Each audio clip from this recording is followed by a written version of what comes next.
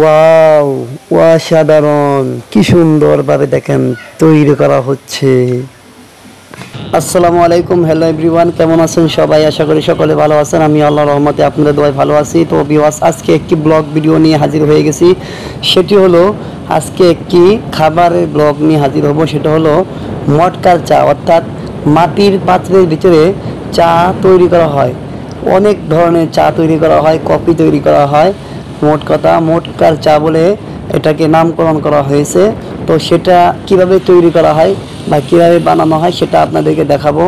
তো জায়গাটা পড়েছে কেন্দুয়া। তো কেন্দুয়া নামক স্থানে এই মটকার চা তৈরি করা হয়। আপনারা ভিডিওতে দেখতে পাচ্ছেন। আপনারা অলরেডি মটকার চা যেখানে বানানো হয় সেটার কাছাকাছি চলে আসছি। তো আপনাদেরকে দেখাবো কীভাবে চা বানানো হয়। তবে চাটা খুব বেশ মজাদারই ছিল, আপনাদেরকে দেখাই। তারা আপনারা সবাই দেখুন। তো এই তো মোটামুটি চলে আসি আমরা প্রায় কাছাকাছি। এই যে সেই জায়গা, যে জায়গাটাতে আপনার এত নামকরণ করা হয়েছে মটকা চা হিসেবে, মাটির ভাঁড়ের চা। এখানে লেখা আছে মাটির ভাঁড়ের চা। এখানে আপনার এই চা তৈরি করা হয়, আপনারা দেখতেই পাচ্ছেন ভিডিওতে। দেখেন মোটামুটি সবাই।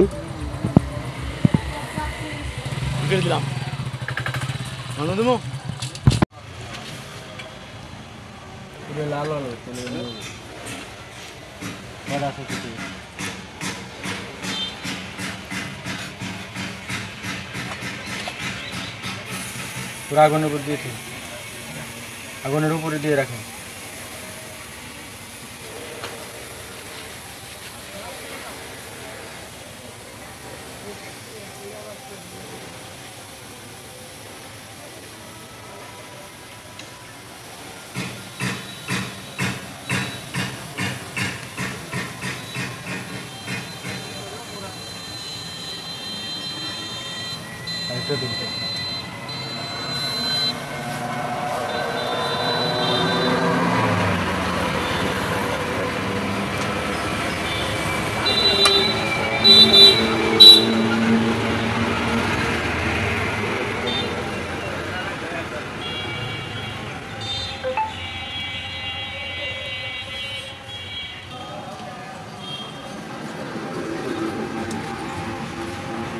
তো এখানে মোট কথা বিষয়টা হলো আপনার মাটির যে পাত্র আছে ছোট ছোট, আমরা যে দই খাই এরকম দইয়ের মতো একটা ছোট ছোট পাত্র আছে।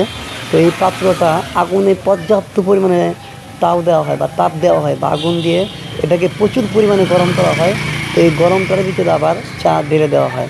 তো এখানে আরও অনেক কিছু দেওয়া হয়, বিভিন্ন রকমের চা লাগে, যা চা বানাতে যা কিছু লাগে মোটামুটি সব কিছু দিয়েই এই চাটা তৈরি করা হয়। খুবই মজাদার, খুবই মজাদার চা। দেখেন ভাই চাটা বানাচ্ছে, দেখেন এখানে।